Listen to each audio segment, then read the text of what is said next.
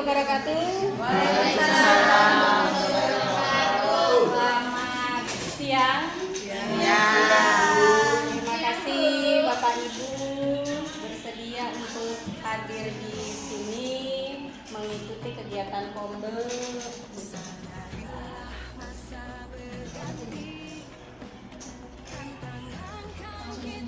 Masuk sini sepi, ya. Ada settingannya dulu. Jadi Bapak Ibu, pada kesempatan kali ini memang tadi sudah disampaikan dari Bu Yuli ya untuk Kombel kegiatan pada hari ini kami dari teman-teman CGP Angkatan 11 diberi kesempatan untuk mengisi materi Kombel hari ini, dan kebetulan juga kami ada penerapan ya di aksi nyatanya. Siang kantuk, habis makan, bawaannya pengen tidur, boleh nggak Bapak Ibu berdiri sejenak? Boleh.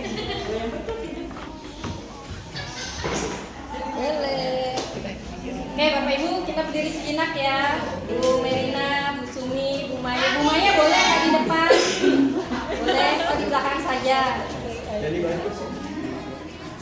Boleh? Jauh dari kursi ya, agak lepas dari kursi, boleh berbaris. Siap. Siap. Kalau Pak Mali kan bilang lawan kata ya kan, kalau di bahasa Indonesia lawan kata. Kita mau bermain ada di sini Pak. Ya. Menghadap ke depan, menghadap ke saya. Kita mau sedikit saja untuk menggerakkan badan, untuk menghilangkan rasa kantuk. Oh, langsung senam ya Pak ya? Tapi bukan senam. Kita akan bermain lawan kata ya Pak ya. Jadi di awal saya akan menyebutkan ada dua kata, maju, mundur.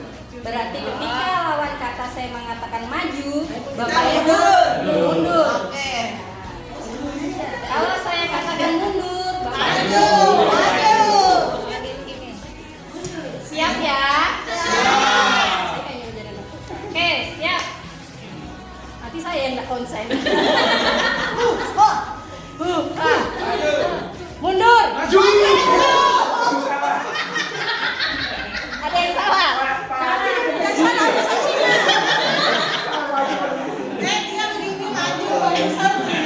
Maju.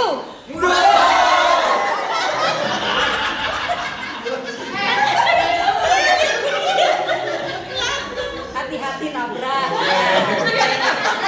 Siap ya? Mundur.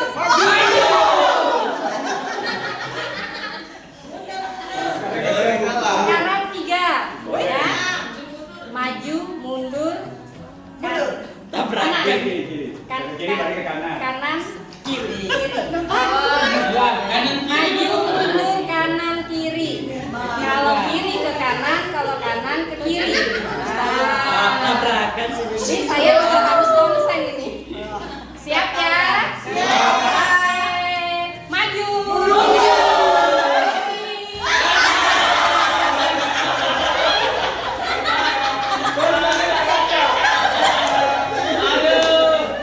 Oke, lagi ya. Siap. Ambil posisi. Oke. Mundur.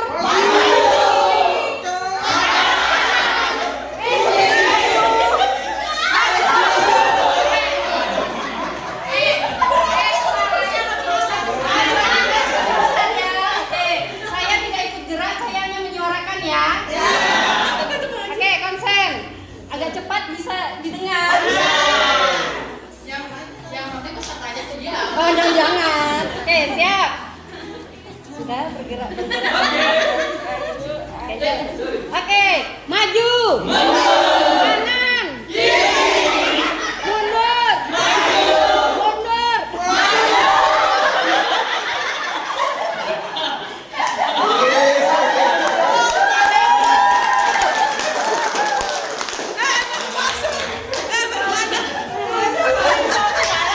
Boleh duduk Bapak Ibu.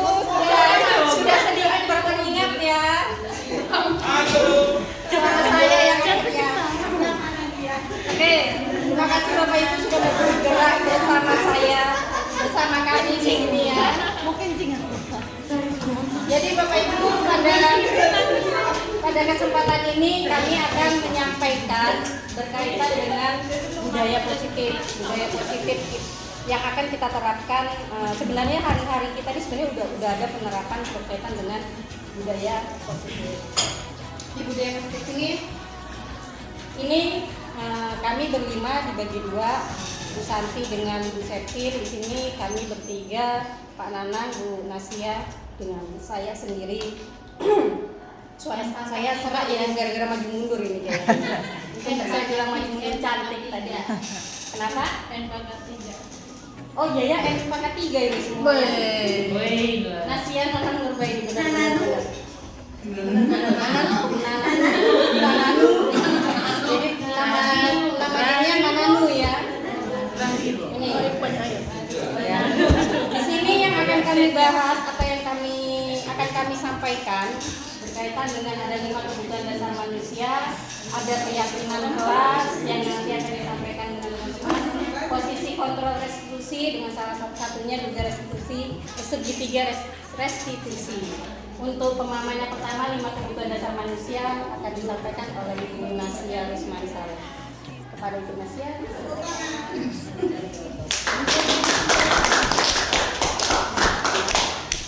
Maju.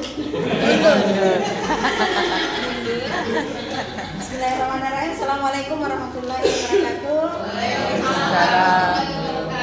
Selamat siang Bapak Ibu hebat. Apa kabar semua hari ini? Alhamdulillah. Semoga selalu bahagia, sejahtera bersama keluarga.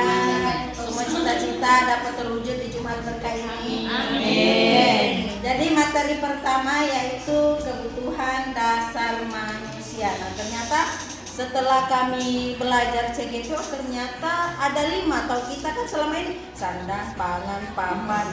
Ternyata ada 5.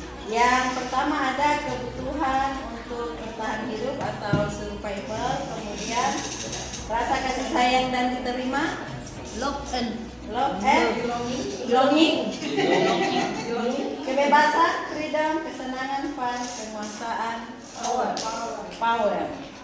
Nah, kemudian kebutuhan bertahan hidup atau survival.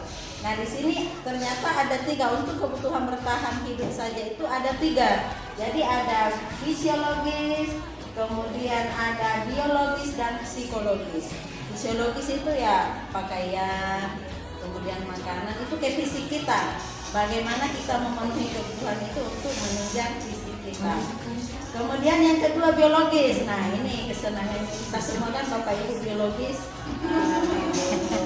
Bagaimana kita kebutuhan memenuhi kebutuhan biologis sehingga nanti yang awalnya cuma 2 jadi 3 jadi 4. Nah, itu tujuan pemenuhan kebutuhan biologis untuk meneruskan kehidupan. Kemudian ada psikologis. Psikologis ini bagaimana kita nyaman. Seperti sekarang, bagaimana Bapak Ibu nyaman di sini. Kemudian bagaimana tenang mengikuti kelas ini. Jadi itu yang psikologis. Kemudian yang kebutuhan dasar kedua, kasih sayang dan rasa diterima. Kasih sayang ya, bukan hanya anak-anak, kita orang tua juga pun butuh kasih sayang. Jadi bukan karena kita sudah tua nggak butuh, masalah justru di situ kita sangat butuh kasih sayang. Terutama kalau kita sudah berkeluarga dari pasangan kita. Bapak-bapak, tolong tetap kasih sayang ke istrinya selain kasih sayang. Perhatikan itu bapak-bapak. Jadi jangan kita sudah tua, nggak usahlah kayak anak-anak, nggak boleh. Makin tua perempuan makin butuh kasih sayang. Merdeka. Kemudian rasa diterima. Apapun keadaan pasangan kita, keadaan keluarga kita, keadaan anak siswa kita nanti, kita harus menerima dengan ikhlas. Apa adanya ya. Jangan berbanding ngomong. Oh, suaminya dia seperti ini, saya ini. Saya tidak mau.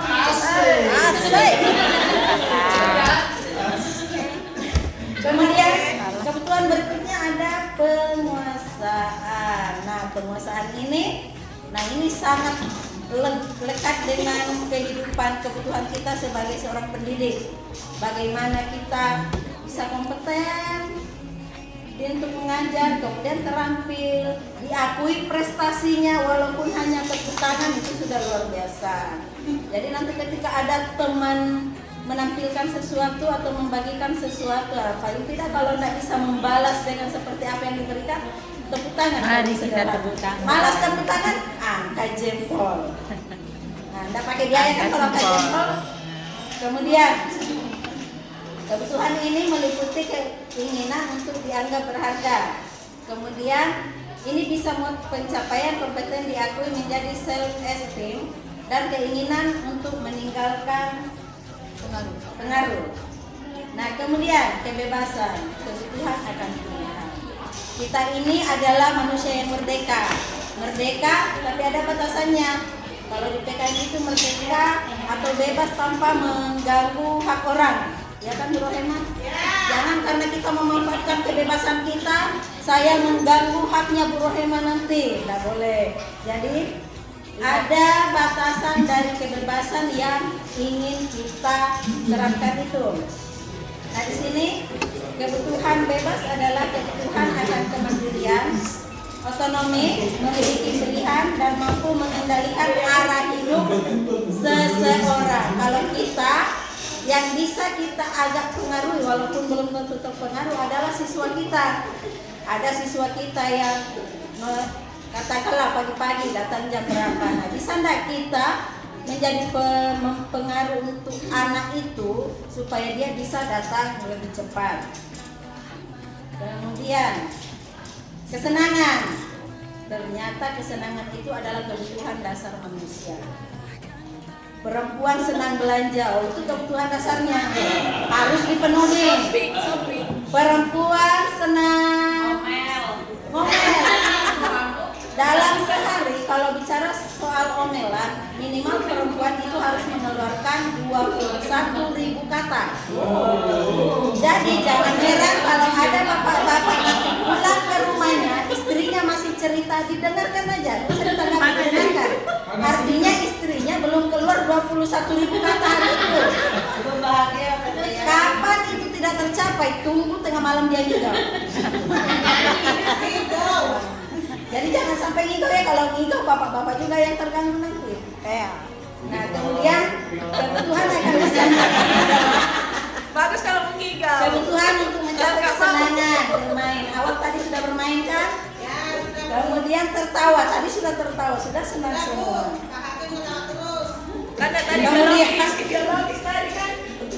Bayangan hidup tanpa kenikmatan apapun betapa menyedihkan. Jadi jangan kita mengingat yang jelek-jeleknya. Kenapa? Kembali tadi kenapa hidupku begini? Dia sudah punya ini kok saya belum. Jangan. Kita nikmati yang ada. Kenapa Bu Rohema sudah mau beli mobil saya? Kemudian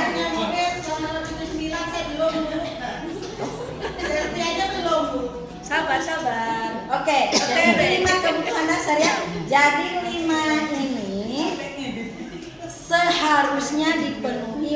setiap manusia agar bahagia. Tujuan kita kan bahagia, mencapai kebahagiaan yang setinggi-tingginya. Nah, apalagi kalau ditambah itu kebahagiaan dunia dan akhirat, luar biasa. Oh ya, amin. Amin untuk kita semua.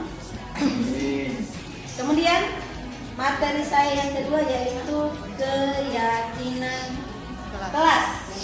Nah, keyakinan kelas ini adalah salah satu budaya positif yang bisa kita terapkan di dalam kelas yang kita ajar.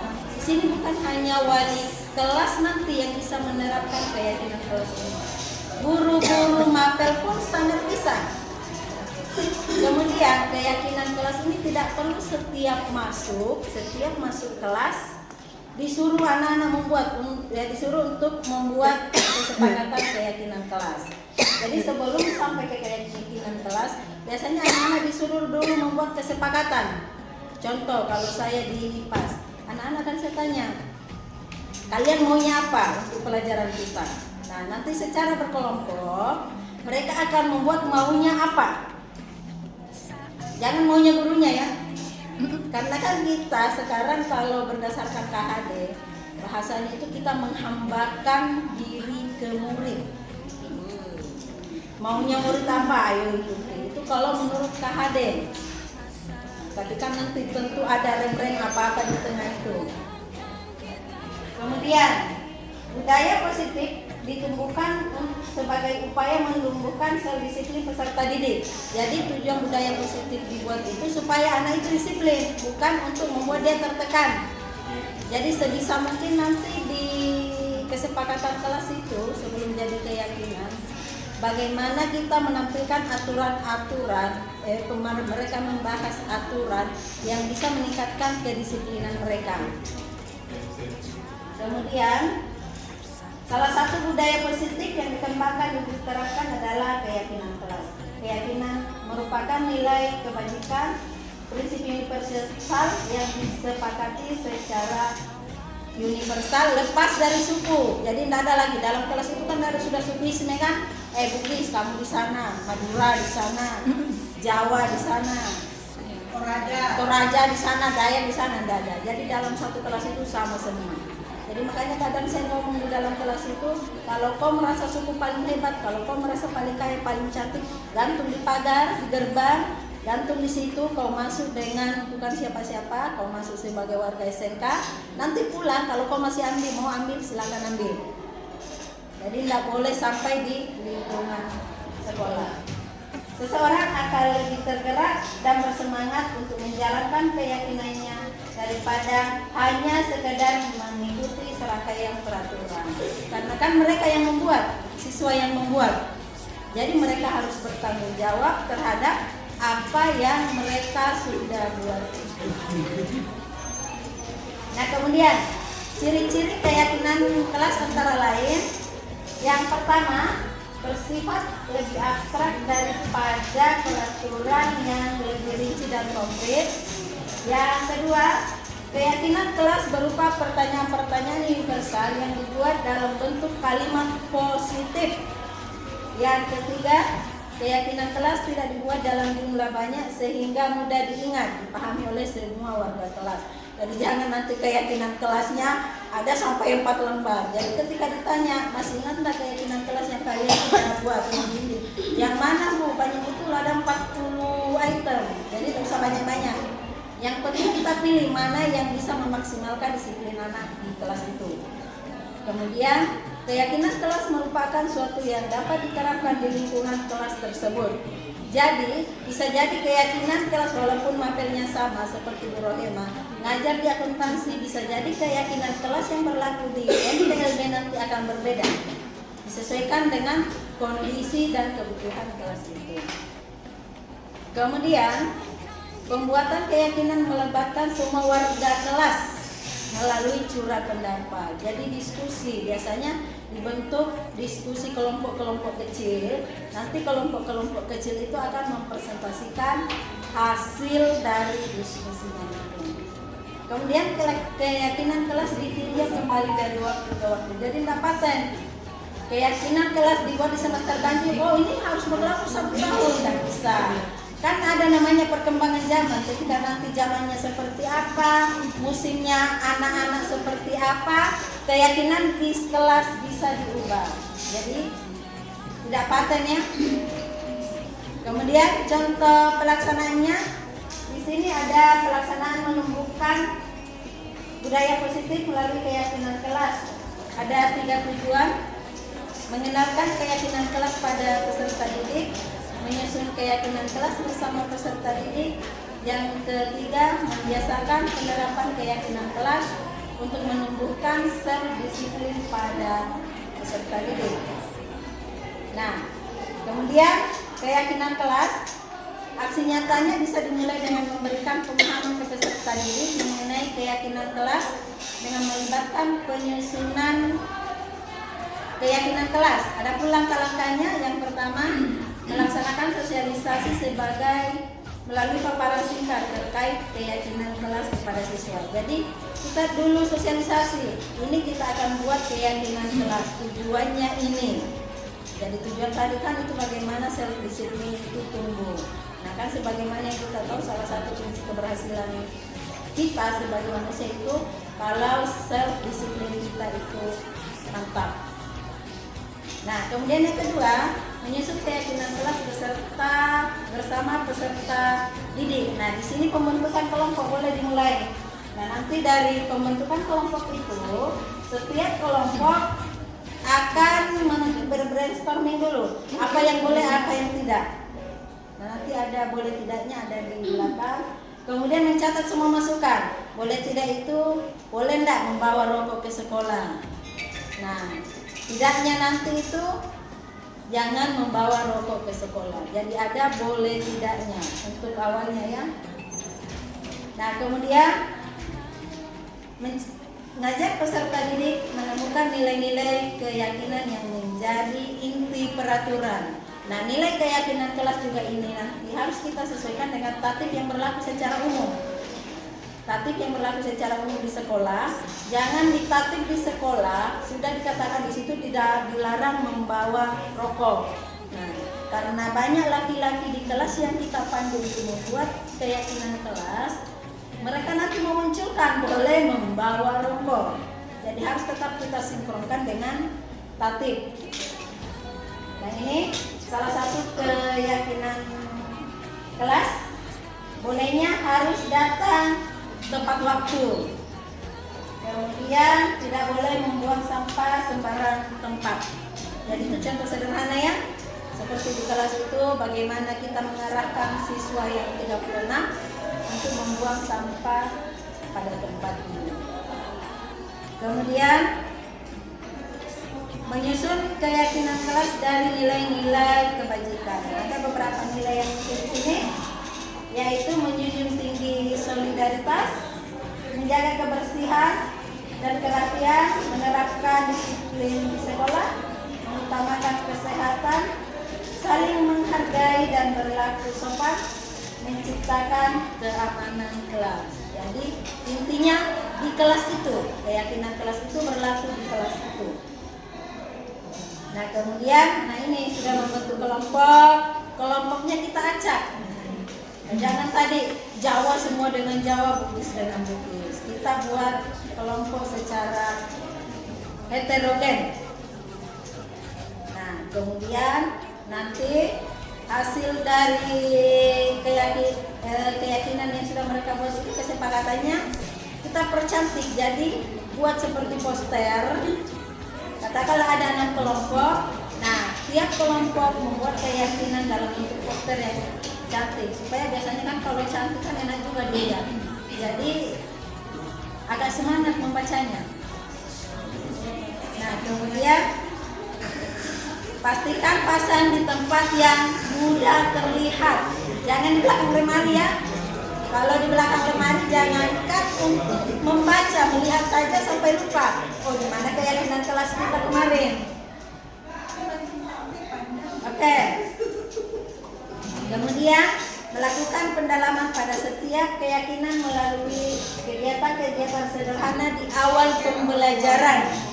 Jadi awal pembelajaran itu dicek lagi satu-satu. Memang agak lama karena kan kita sekarang tujuan kita bukan hanya mengajar materi. Jadi seperti karakter akhlak itu menjadi hal nomor satu di filosofi pendidikan kita. Kemudian melakukan introspeksi diri mengenai keyakinan kelas. Nanti si anak tanya, bagaimana, ada enggak di sini kemarin yang membuang sampah bukan pada tempatnya? Kalau mereka tidak berani angkat tangan, cukup kita berkata, silakan jawab dalam hati masing-masing. Mana tahu mereka malu, kan katanya kita tidak boleh membuat siswa malu. Kemudian berkaitan dengan penyusunan keyakinan kelas dan tantangan yang dihadapi penerapannya di kelas, perlu adanya tindak lanjut. Jadi keyakinan kelas sudah ada lagi tindak lanjutnya. Yang pertama, melakukan pembiasaan dalam penerapan keyakinan kelas di awal-awal pertemuan. Itu yang saya sampaikan tadi, harus sering-sering diulang. Kemudian membuka ruang komunikasi dengan peserta didik untuk mengakomodasi kebutuhannya. Nah, nanti ditanya, ada enggak? Katakanlah sudah sebulan berjalan, ada enggak dari keyakinan kelas ini yang mau kalian ubah?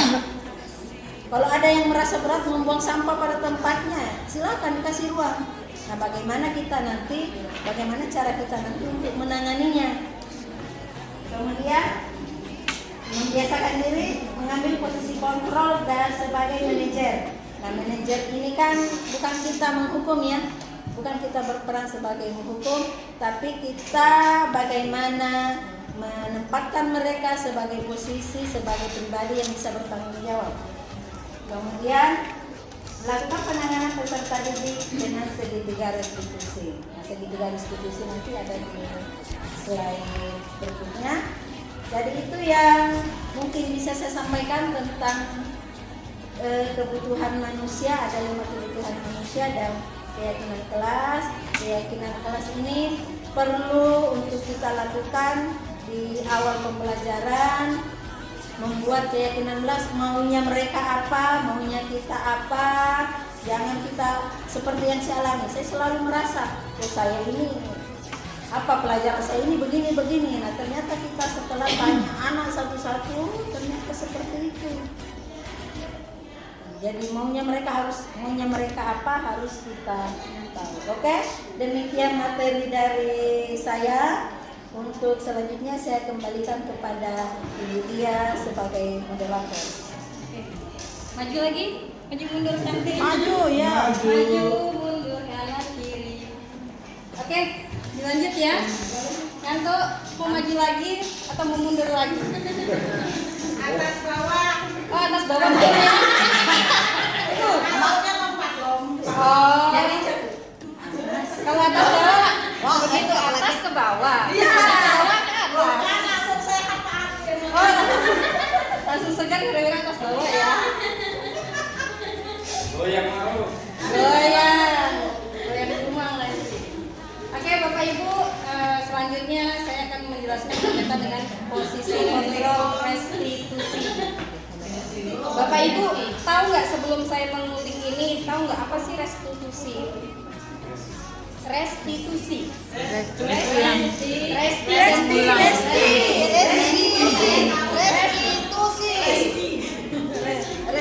Mana? Restitusi. Jadi restitusi itu sebuah proses. Reski tetangga. Reski itu. Jadi restitusi itu proses bagaimana kita menciptakan kondisi peserta didik atau kondisi siswa, kondisi anak-anak kita untuk memperbaiki kesalahan mereka, untuk memperbaiki perilaku mereka yang saat itu melakukan sebuah kesalahan. Ini ya. Jadi ada 5 kontrol posisi kontrol restitusi. Ini. Pertama menghukum. Yang kedua pembuat merasa bersalah.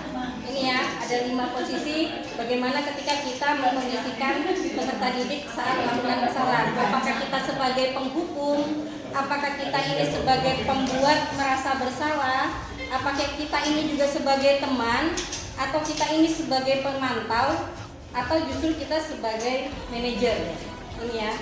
Kelima ini terkadang kita bisa jadi di posisi penghukum, kita bisa jadi di posisi teman, kita juga bisa jadi di pembuat merasa bersalah. Jadi 5 ini sebenarnya sudah sering kita lakukan, sudah sering kita terapkan di peserta didik. Ini sebagai penghukum, ya. Seorang penghukum bisa menggunakan hukuman fisik. Jadi sebagai pendidik ini kadang menggunakan fisik, menghukum maupun secara verbal, di mana orang-orang yang menjalankan sebagai posisi penghukum ini senantiasa mengatakan bahwa sekolah memerlukan sistem atau alat yang dapat lebih menekan murid-murid lebih dalam. Guru-guru yang menerapkan posisi penghukum akan berkata, ini ya, ini kayaknya nggak ada kalau di SMK 1. Oh, nggak ada. Mana ada Ini yang kadang kalimat yang sering muncul. Ya, nggak ada tapi kalau di sini. Terkadang negur, anak patuhi ya aturan saya, kamu harus nurut ya sama saya. Ini yang kalimat yang terkadang terlontar, ternyata dalam posisi kita itu adalah posisi sebagai penghukum. Ini ya, kita memposisikan bahwa kita adalah posisi penghukum, menghukum siswa. Kamu selalu saja salah. Ini kalimat. Awas kok. Ya, sebuah kalimat yang ketika dilontarkan membuat kita berada di posisi sebagai penghukum. Ketika ada anak yang mengerjakan tugas terakhir selesai, mengatakan selalu pasti kamu yang selalu terakhir selesainya. Tidak ada di sini, tidak ada di sini. Mana ada. Yang ada di sebelah. Jadi terkadang kita sebagai guru, sebagai pusat kontrolnya anak-anak, satu caranya pembelajaran yaitu dengan caranya kita sebagai guru. Ini ya, kalau kita di posisi sebagai penghukum. Membuat merasa bersalah. Ini, membuat merasa bersalah. Pada posisi ini biasanya guru akan bersuara lebih lembut. Membuat rasa bersalah akan menggunakan keningan yang membuat orang lain merasa tidak nyaman, bersalah atau rendah diri. Kok saya kenali ya? Ini pernah saya lakukan ketika saya masuk kelas, anak-anaknya ribut, saya cuma diem. Akhirnya kan anak-anak pada ngeh ya, pada sadar, oh guru mau didengarkan. Jadi seakan-akan merasa bersalah bahwa ketika ada guru di depan, seharusnya guru yang berbicara, tapi muridnya ribut dan tiba-tiba diam. Itu secara tidak langsung bahwa posisi kita sebagai guru, posisi membuat merasa bersalah. Ini contoh kata-katanya, ada yang berbentuk kata-kata, ibu sangat kecewa sekali dengan kamu. Ini ya. Selanjutnya ada kalimat juga, berapa kali bapak harus memberitahu kamu ya. Itu biasa. Ini bahasa kayak sering digunakan oleh ini. Gimana coba kalau orang tua kamu tahu kalau kamu berbuat seperti ini? Ini kayaknya bahasa saya. Kayaknya banyak bahasa saya ini.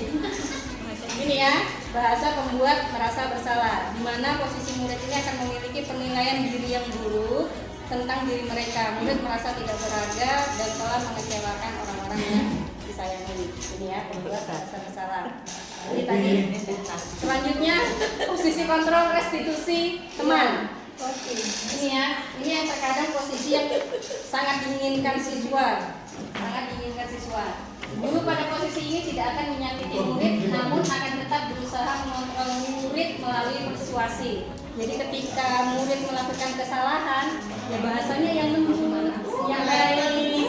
Oh, malaikat banget ini. Ini guru-guru SMK 1 ini.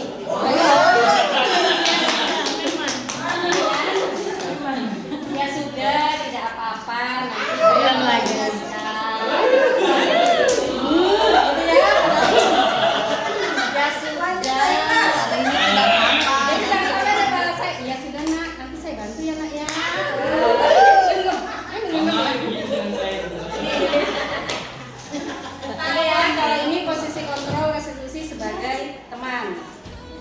Selanjutnya, sebagai pemantau.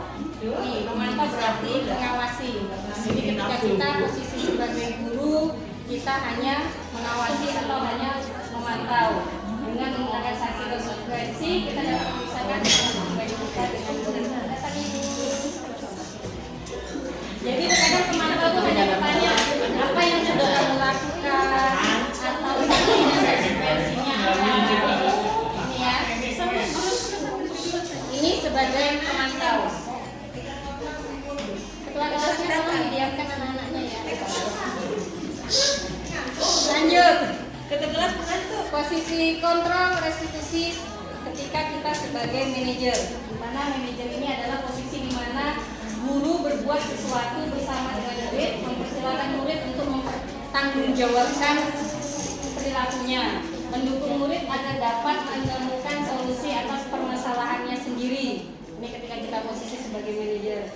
Seorang manajer telah memiliki keterampilan di posisi teman maupun memantau, dan demikian bisa jadi di waktu tertentu kembali kepada kedua posisi tersebut bila diperlukan.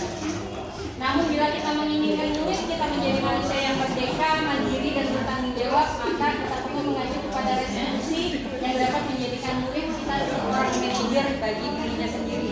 Ini sebenarnya yang diharapkan. Yang kita harapkan adalah siswa dapat menyelesaikan masalahnya sendiri. Siswa dapat ketika mendapatkan sebuah masalah, siswa dapat bertanggung jawab dengan apa yang telah dia lakukan. Ini ya. Jadi ada 5 posisi. Yang ini tolong diingat karena nanti kita akan ada ngulik kasus, ya kan? Jadi ada 5 posisi kontrol di sini sebagai penghukum atau sebagai pembuat merasa bersalah, sebagai teman, sebagai pemantau, dan sebagai manajer. Ini ya. Jadi terkadang ada kalimat-kalimat yang ini sebagai pemantau apa tidak sih? Ini sebagai manajer apa tidak sih? Walaupun keseharian kadang kita udah pernah lakukan ya, cuman kadang kita tidak sadar bahwa kita ini sebagai penghukum, ataukah kita sebagai manajer, ataukah kita sebagai pembuat rasa bersalah. Ini ya. Oke, sampai sini dari saya akan dilanjutkan oleh Pak Nanang Siswanto. Tepuk tangan dulu untuk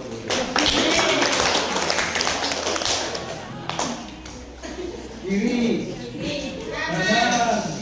Kalau tadi lawan kata, kalau saya sombong kata lah. Baik, terima kasih. Assalamualaikum warahmatullahi wabarakatuh. Selamat sore ibu-ibu hebat dan bapak-ibu guru yang hebat. Selanjutnya giliran saya untuk menyampaikan materi tentang restitusi yang berkaitan dengan disiplin positif pada murid. Yang kita ketahui tadi sudah dijelaskan dari Budia atau Guru ini berkaitan dari restitusi tadi ada 5. Nah ini adalah restitusi yang selanjutnya, yaitu sebuah cara menanamkan disiplin positif pada murid. Kalau kita amati di sini, restitusi adalah proses menciptakan kondisi bagi murid untuk memperbaiki kesalahan mereka sehingga mereka bisa kembali pada kelompok mereka dengan karakter yang lebih kuat. Itu dikutip dari dosen 2004. Kemudian restitusi juga adalah proses kolaboratif yang mengajarkan murid untuk mencari solusi untuk masalah dan membantu murid berpikir tentang orang seperti apa yang mereka inginkan dan bagaimana mereka harus memperlakukan orang lain. Itu menurut Shelton dosen. Oke, selanjutnya tujuan disiplin dari disiplin positif adalah menanamkan motivasi pada peserta didik kita, yaitu untuk menjadi orang yang mereka inginkan dan menghargai diri sendiri dengan nilai-nilai yang mereka percaya. Artinya mereka sebenarnya pada prinsipnya baik, mereka sebenarnya pada prinsipnya punya hati nurani dari masing-masing peserta didik kita. Kemudian makna disiplin adalah dalam budaya kita, makna kata disiplin dimaknai menjadi sesuatu yang dilakukan seseorang pada orang lain untuk mendapatkan kepatuhan atau ketaatan, serta cenderung menghubungkan kata disiplin dengan tekanan dan ketidaknyamanan. Jadi terkadang secara langsung atau tidak langsung kita melakukan ini. Maksud kita adalah mengajarkan mereka untuk disiplin supaya pada saat proses pembelajaran itu berjalan dengan baik, kemudian berjalan dengan aturan, tetapi secara nggak langsung kita membuat mereka merasa terkekang dan ketidaknyamanan. Kemudian selanjutnya, restitusi adalah proses menciptakan kondisi bagi murid untuk memperbaiki kesalahan mereka sehingga mereka bisa kembali pada kelompok mereka dengan karakter yang lebih kuat. Ini tadi sudah ya? Oh, ini tadi sudah.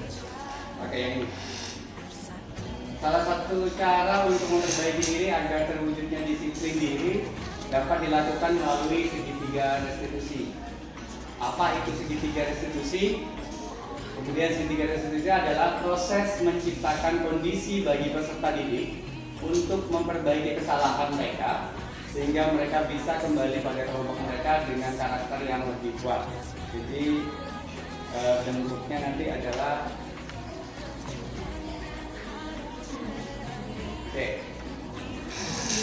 sebuah cara menanamkan disiplin positif pada murid. Ada 3 langkah dalam segitiga restitusi. Yang pertama, menstabilkan identitas. Ini contoh kalimatnya adalah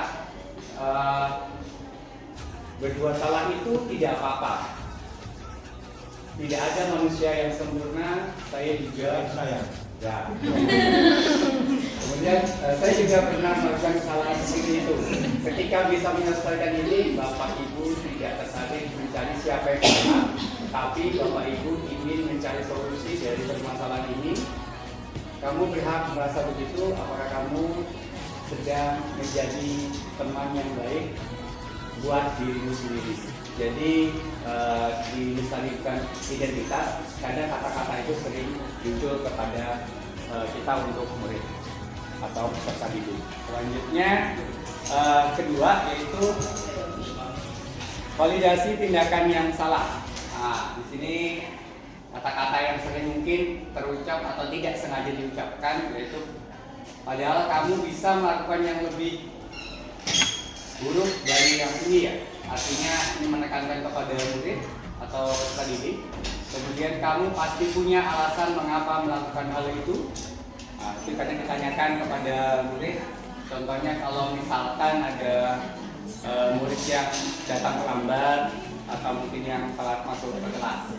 Kemudian kamu patut bangga pada dirimu sendiri karena kamu telah melindungi sesuatu yang penting buatmu. Kemudian kamu boleh mempertahankan sikap itu, tapi kamu harus menambahkan sikap yang baru. Jadi hal itu yang kita tawarkan kepada murid supaya mereka juga memvalidasi tindakan yang salah itu apa yang sudah dia lakukan, sehingga kita bisa mengucapkan kata itu untuk kembali ke kondisi murid atau peserta didik. Yang ketiga adalah sebuah cara menanamkan disiplin positif pada murid, yaitu menanyakan keyakinan. Nah, contoh kalimatnya yaitu apa yang kita percaya sebagai kelas atau keluarga. Kemudian apa nilai-nilai umum yang kita telah sepakati, jadi kayak disepakatan kelas tadi.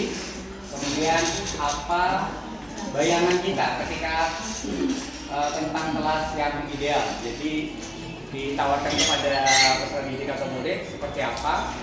Kemudian kamu mau jadi orang yang seperti apa.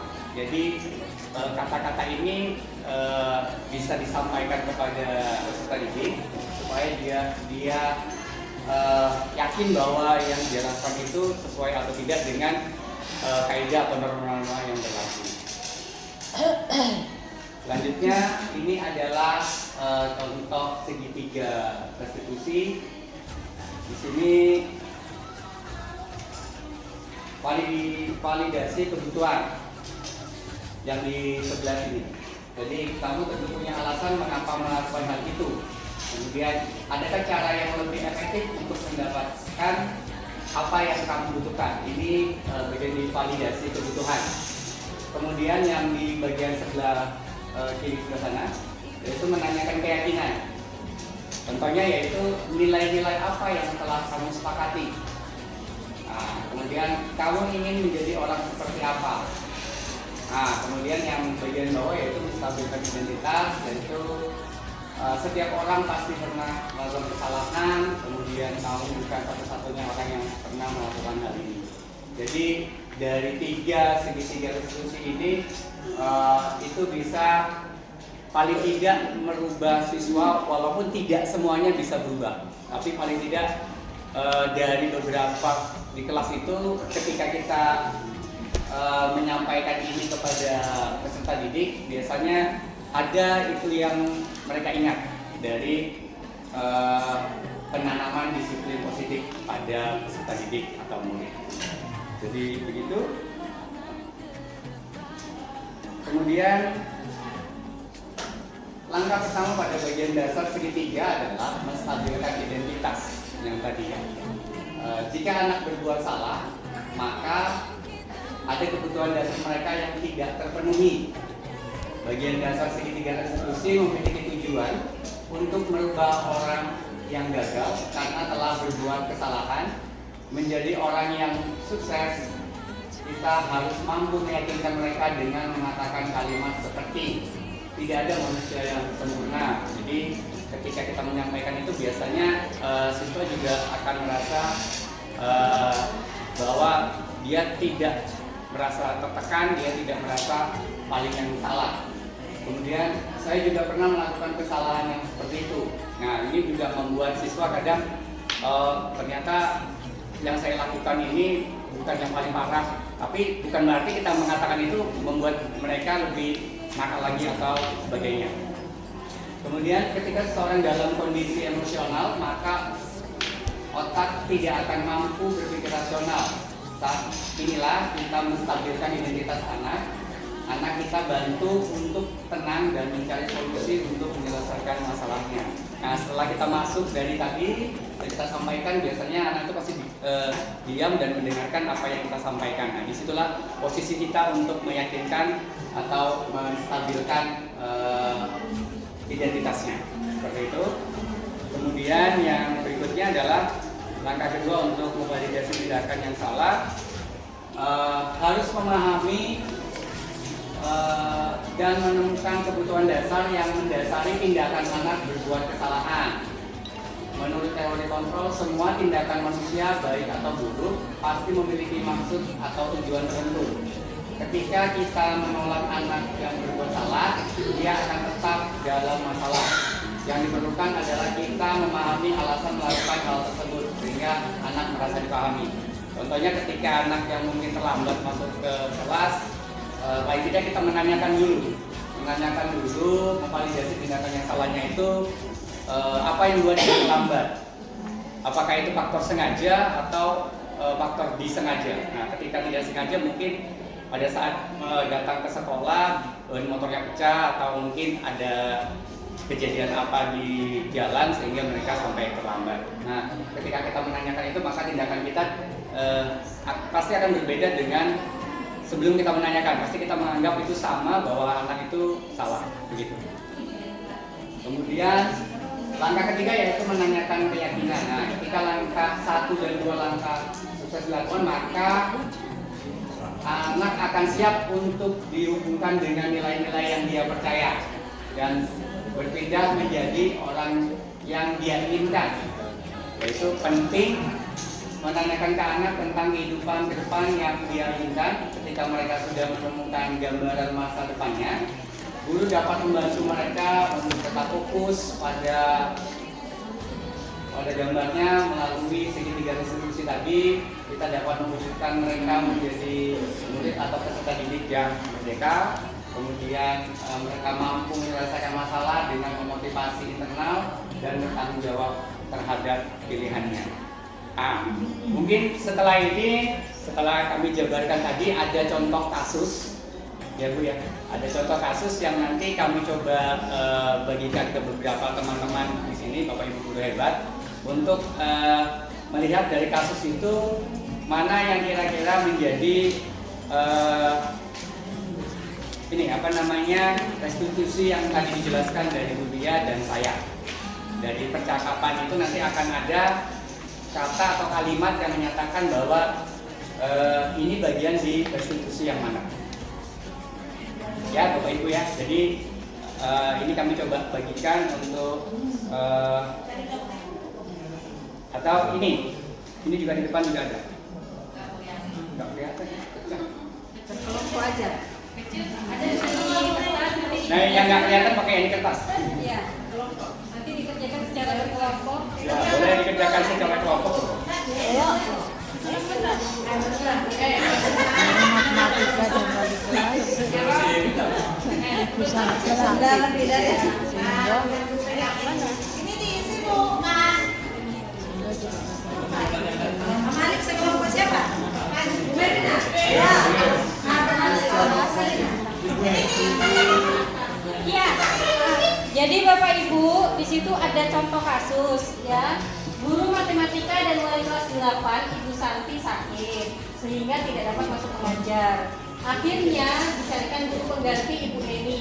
Ibu Eni ini baru 2 tahun menjadi guru pengganti. Beberapa murid perempuan, Vivi dan Natali, mengetahui hal ini dan mulai menggunakan kesempatan dan bersikap seenaknya, tertawa dan tidak mengindahkan kehadiran Ibu Eni. Ibu Eni ini mencoba untuk menyapa Vivi dan Natali dengan ramah sambil mengingatkan mereka untuk tetap fokus pada pengerjaan tugas. Ayolah, tugasnya dikerjakan. Nanti ibu ditegur Bapak Kepala Sekolah kalau kalian tidak kerjakan tugas. Tolong bantu ibu ya. Namun Vivi dan Natali malah jadi tertawa. Ah, ibu santai aja bu. Mereka tetap tidak mengerjakan tugas dan malah ngobrol. Keesokan harinya Ibu Santi memanggil Vivi dan Natali serta menanyakan tentang laporan Ibu Eni. Ibu Santi menanyakan apakah mereka bersedia melakukan memperbaiki permasalahan yang ada. Vivi dan Natali sempat ragu-ragu dan membela diri, namun pada akhirnya mengatakan akan meminta maaf. Ibu Santi menanggapi bahwa tindakan itu boleh saja dilakukan bila mereka sungguh-sungguh ingin meminta maaf. Namun Ibu Santi menanyakan kembali apa yang mereka bisa lakukan untuk menggantikan rasa tidak dihormati Ibu Santi. Baik Vivi maupun Natali mengakui bahwa perilaku mereka tidak sesuai dengan keyakinan kelas. Ibu Santi melanjutkan kembali apa yang akan mereka lakukan untuk memperbaiki masalah. Apakah ada gagasan? Setelah berpikir sejenak, Natali dan Vivi mengusulkan bagaimana kalau mereka mengadakan sebuah diskusi kelompok dengan teman-teman sekelasnya.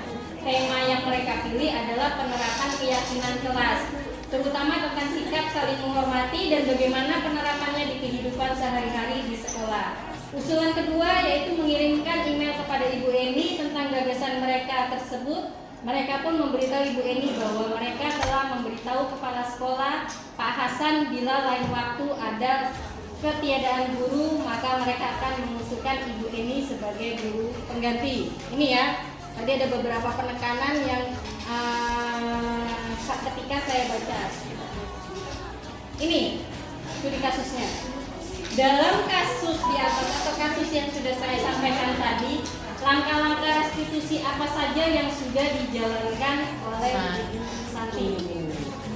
Ini ya. Tadi kalau dari Pak Nana kan ada 3 yang dijelaskan. Nah, segitiga restitusi tadi kan, yaitu validasi kebutuhan, menstabilkan identitas dengan menanyakan keyakinan. Nah, di antara 3 ini langkah-langkahnya apa saja yang sudah dijalankan oleh Ibu Santi. Pertanyaan kedua, menurut Anda apakah restitusi yang diusulkan Vivi dan Natali sudah sesuai dengan pelanggaran yang dibuat? Apakah langkah-langkah restitusi yang mereka usulkan? Ini ya. Tadi ada dari kalimat-kalimat, nanti boleh dibaca ulang di lembarnya. Next. Dalam kasus di atas, posisi apakah yang telah diambil oleh Ibu Eni dalam menangani Vivi dan Natali? Ini ya. Jadi dalam kasus yang sudah saya sampaikan tadi, posisi yang diambil Ibu Eni ini sebagai apa? Sebagai pemantau kah? Sebagai pembuat rasa bersalah kah? Sebagai penghukum kah? Atau sebagai manajer atau sebagai teman? Ya. Jelaskan jawabannya Anda. Di mana ada yang menyatakan bahwa dia dari 5 posisi tersebut. Jika Anda adalah Pak Hasan, bagaimana Anda menyikapi langkah dan ini ya. Jadi ada 4 pertanyaan dari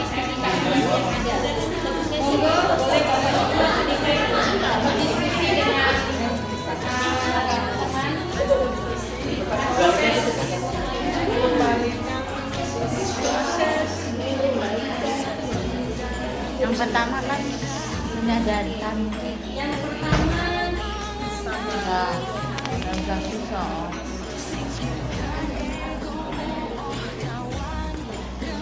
Langkah-langkah diskusi apa saja yang sudah dijalankan oleh kami?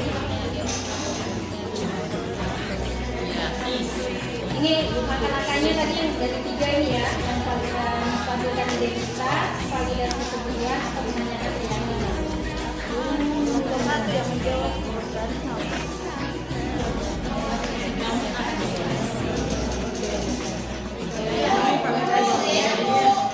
bagus. Ya, tugasnya yang mana? Bagian mana? Kalimatnya bagian mana yang katakan? Oh,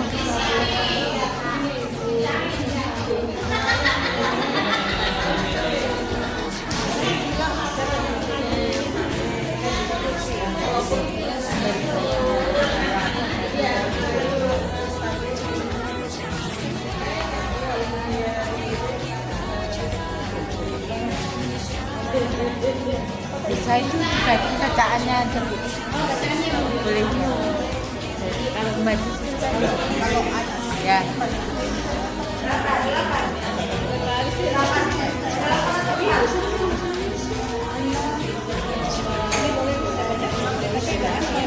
Sudah ada apa-apa? Sudah.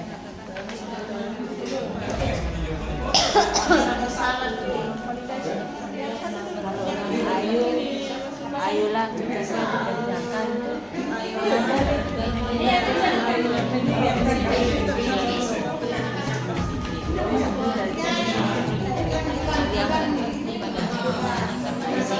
Terus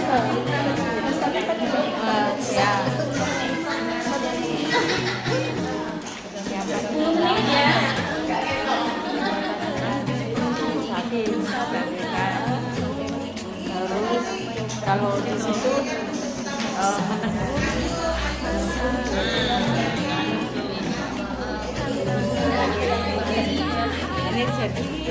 ini jadi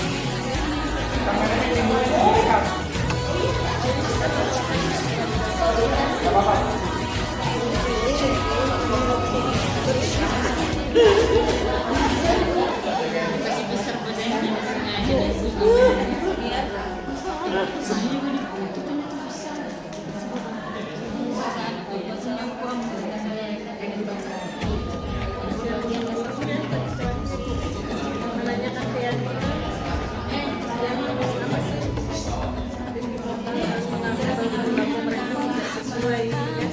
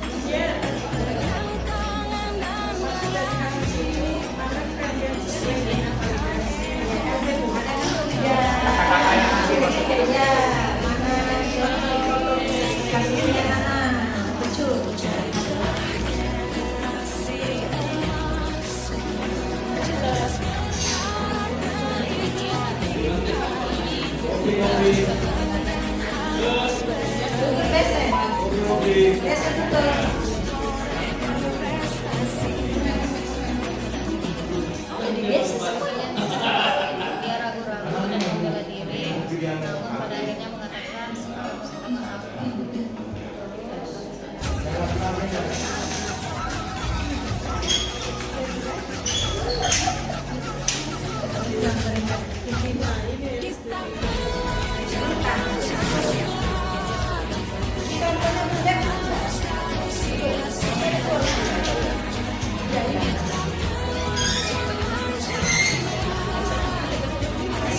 Di depan ini ada contoh segitiga distribusi. Validasi kebutuhan menggunakan teknik akuntabilitas. Ada kamera di belakang. Sadar. Dari tadi Ada. Kita mau.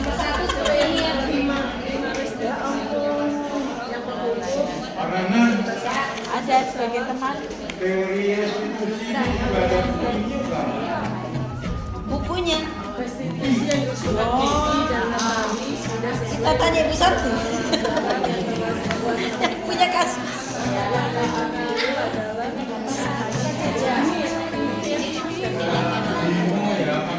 Bukti keberhasilannya.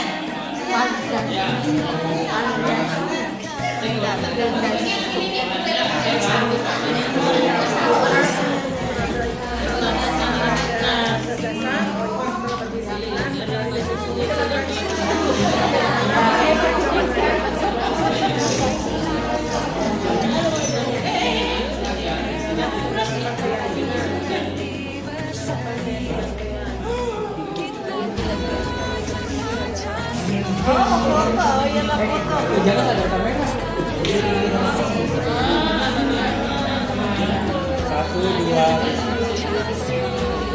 1, 2, 3. Enggak. Saya udah situ.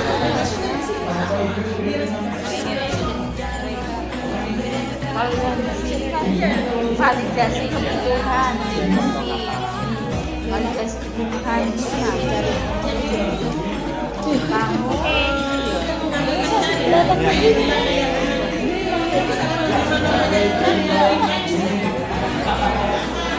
Ada yang diminta itu ada yang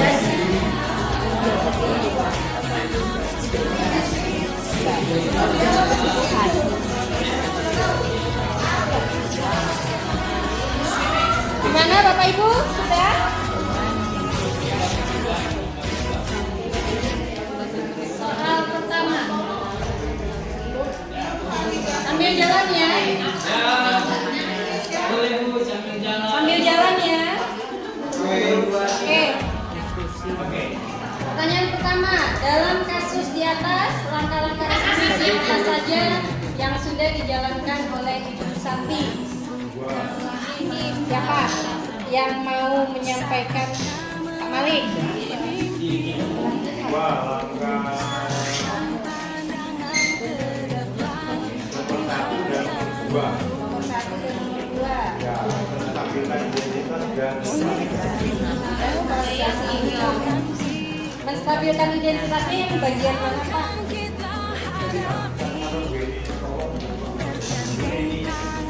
Ini. Tuh tolong dong.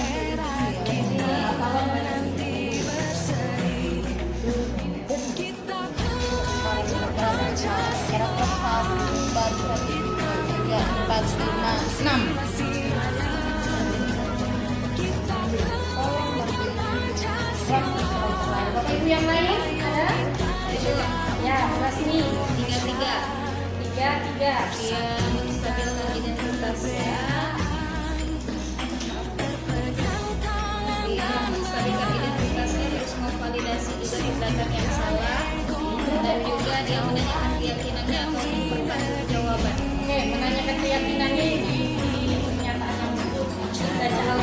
Untuk yang pertanggungjawabannya saya tangkap itu sekali dan teman dengan mereka mengadakan sebuah diskusi kelompok karena di sini kan dia berpikir rasional menstabilkan identitasnya karena maksudnya disuruh untuk mempertanggungjawabkan kesalahan.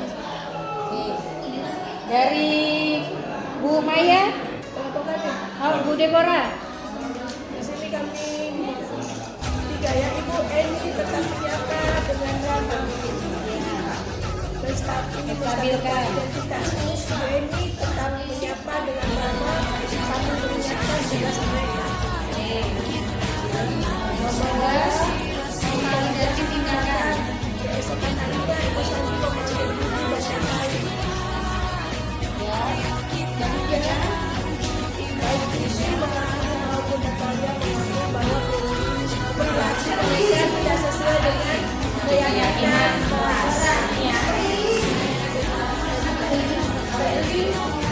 Ini ya, dari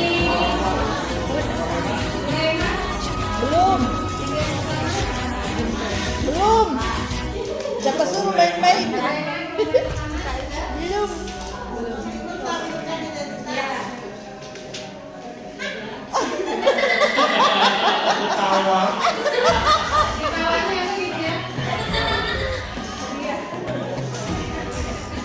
Ya kan, burung.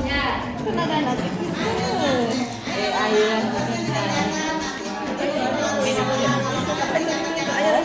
Yes. Baik, siap. Ayolah. Ya.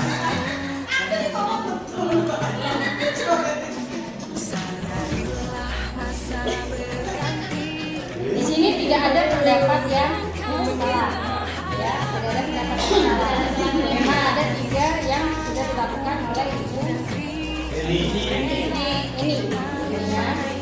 Kedua, menurut Anda, apakah restitusi yang diusulkan Vivi dan Natali sudah sesuai dengan pelanggaran yang telah dibuat? Apakah langkah-langkah restitusi yang telah diusulkan? Bu Melina? Semuanya Kak?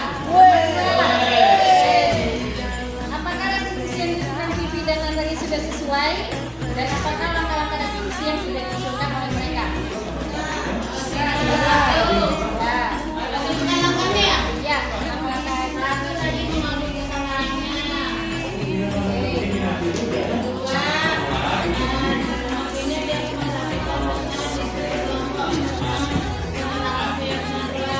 Ya.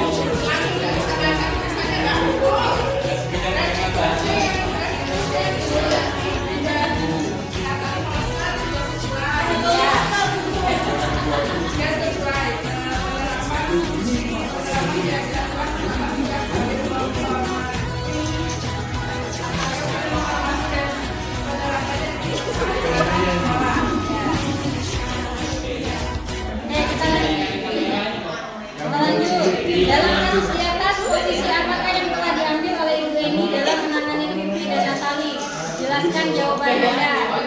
Mungkin Bu Rizky bisa menjawab. Bu Rizky, dalam kasus ini posisi apakah yang telah diambil Bu Yeni? Oh, bagus sudah baca tadi ini. Dari Bu Merina membuat rasa bersalah. Dari Bu Rizky,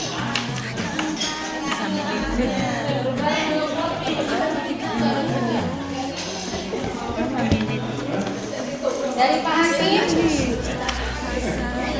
dari Hadian. Pak Hakim kalau terkejut ternyata begitu ya. Dalam kasus yang telah diambil ini, Bu Eni posisinya sebagai apa? Sebagai manajer bagian mana?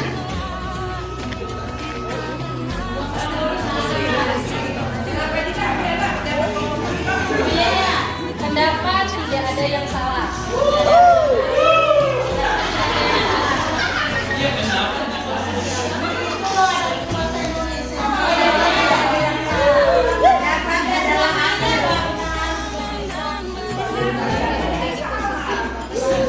Jadi bagaimana kemudian sebagai manajer dari dia sebagai manajer.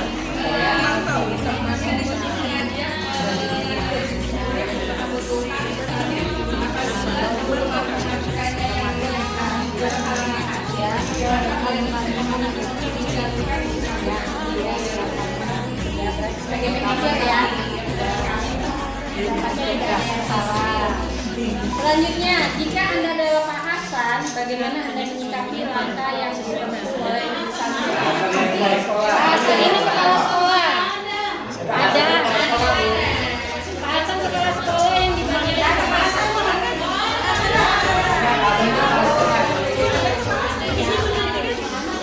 Ada di kelihatan.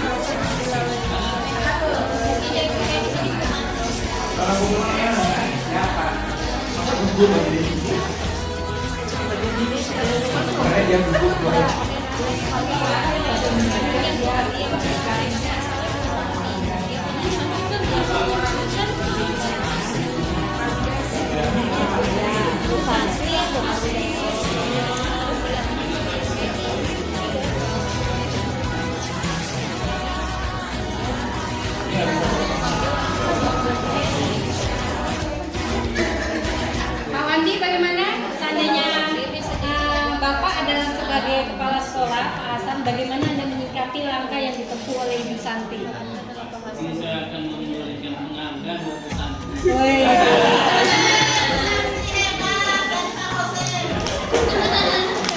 Tapi penghargaannya terima kasih aja. Terima kasih aja ya. Kemarin kalau dari kelas 10, Kalau dari Bu Kari, aku masih membaca. Serius deh sama.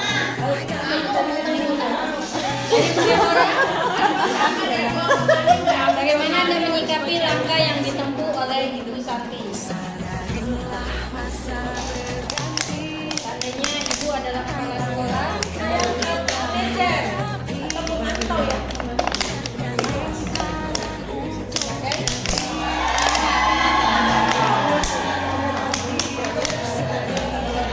Ya, jadi pendapat Bapak Ibu ini tidak ada yang salah ya. Pendapat Bapak Ibu ini benar.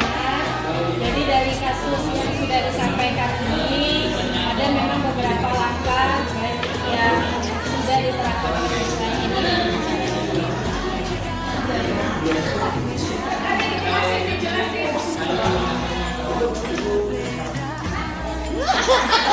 Bapak Ibu, demikian ya presentasi kami dari kami bertiga.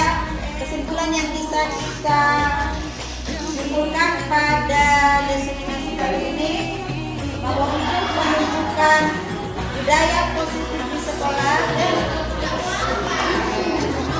kita perlu mengetahui 5 kebutuhan dasar. Dari 5 kebutuhan dasar itu nanti bagaimana kita menerapkannya di kelas sehingga nanti akan muncul keyakinan kelas ini hanya berlaku di dalam kelas itu, dan yang perlu kita pahami bahwa itu bisa berubah sesuai kebutuhan, dan yang membuat keyakinan kelas adalah siswa dengan tetap mengacu kepada tata tertib yang berlaku secara umum. Kemudian untuk posisi guru sebagai kontrol itu dan ada nanti restitusi itu sangat penting juga. Jadi pesan kami dari kami bertiga, mari kita sama-sama belajar untuk lebih membahagiakan siswa kita. Ingat, kita di sini adalah sarana atau adalah orang yang akan menuntun mereka untuk mencapai cita-citanya menuju kebahagiaan yang lebih tinggi. Dari kami sekian, akhir.